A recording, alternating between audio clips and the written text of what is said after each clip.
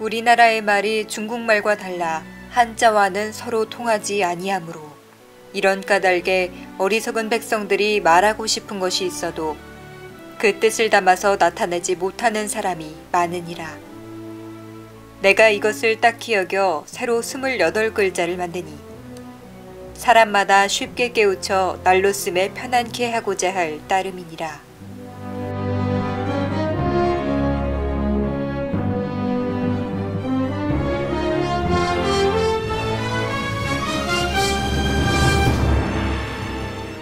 조선 제4대 임금 세종대왕은 백성들이 말은 할 수 있어도 글을 알지 못하는 것을 안타깝게 여겼다.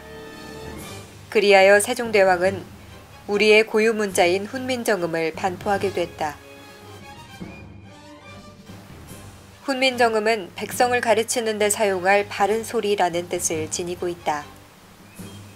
하지만 당시의 양반 사대부들은 한글이라는 문자의 출현을 별로 달갑게 생각하지 않았다.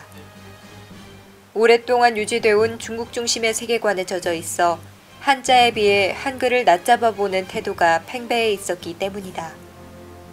세종대왕은 한글이 점차 보급되면 서민들의 생각과 글을 글로 적을 수 있게 되고 이로 인해 일상생활에서 한글이 활용되게 되어 서민들의 생활 개선과 의식 성장을 가져올 것이라 굳게 믿었다. 한글의 창제 정신은 훈민정음의 세종대왕께서 창제 시에 쓰셨던 어제 서문에 나타나 있는데요. 우리가 보통 자주, 실용, 애민 이렇게 세 가지로 정리를 할 수가 있겠습니다. 네, 자주 정신이라고 하는 거는 우리말이 중국말하고는 다르다. 그래서 우리만의 독자적인 글자가 필요하겠다라고 말씀하신 부분에 자주 정신이 들어있다고 볼 수 있고요.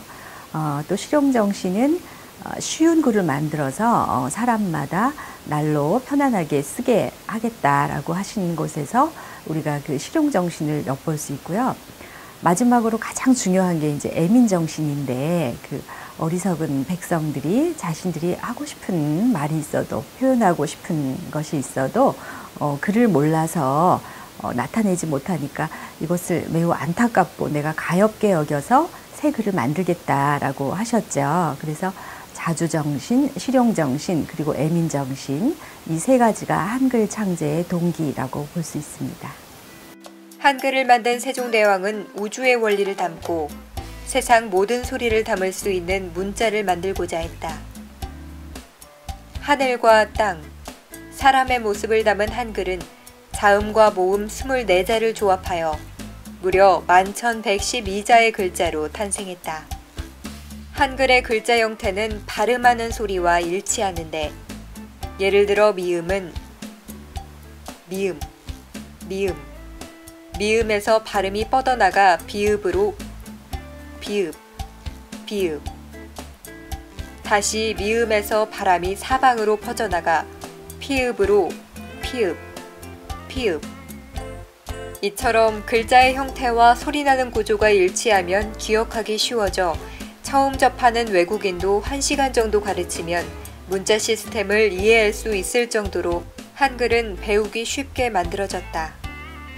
훈민정음 해례본에서는 슬기로운 자는 아침을 마치기도 전에 깨칠 것이요 어리석은 자는 열흘이면 배울 수 있다라고 전해지고 있다. 한글 사용을 확대하는 데에는 여성들의 역할이 컸다. 양반 사대부 계층에서는 여성도 한문 교육을 받는 일이 많이 있기는 했지만 여성들끼리 또는 여성과 남성이 편지를 주고받을 때에는 주로 한글을 많이 사용했던 기록들이 남아있다. 우리 민족의 글에 한글이라는 이름을 처음으로 붙여서 사용한 사람은 주시경이다. 주시경은 개화기에 우리말과 글에 대해 남다른 애정을 가지고 교육과 연구에 힘쓴 사람인데 그 후로 한글이라는 명칭이 일반화됐다. 백성들이 쉽고 편리하게 문자 생활을 도모하도록 만든 한글. 세계에서 유일하게 만든 사람과 반포일, 창제 원리까지 알고 있는 신비한 문자 한글은 교육을 통해 세계 속에 알리는 것뿐 아니라 한글을 활용한 디자인 제품을 통해서도 세계적으로 그 모습을 알리고 있다고 한다.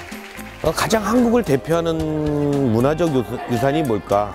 우리 이제 자연 발생적인 저희 문화의 대표성을 제가 이제 고민을 해보고 연구를 해본 결과 한글이라는 이 주제가 가장 한국을 대표하는 주제인 것 같아요. 특히 외국인들이 우리 국내 분들도 좋아하지만 외국인들이 굉장히 좋아하는 것 같아요. 그래서 다른 데 가서는 볼 수 없는 독특한 문양이고, 특히 한글이 디자인적인 요소로 완벽하거든요. 굉장히 모던한 스타일이고 저희를 대표하는 그 문화적 요소로 생각하고 있고, 또 한글이 이렇게 들어간 제품들을 보면 훨씬 더 선호하고 이렇게 굉장히 좋아들 하는 것 같습니다. 언어는 단순히 의사소통의 수단만이 아니라 민족의 역사와 얼이 담겨 있으며 고유 언어를 잃은 민족은 더 이상 민족이라 말하기 어렵다. 일제 치하에서 우리 민족은 우리말을 잃어버릴 위기에 처하기도 했지만 역경을 헤치고 한글을 지켜내 민족의 역사를 이어갈 수 있었다. 앞으로도 한글을 잘 보존하고 발전시켜 나감으로써 우리 민족의 우수성을 세계 속에 널리 알리는 노력이 계속돼야 할 것이다.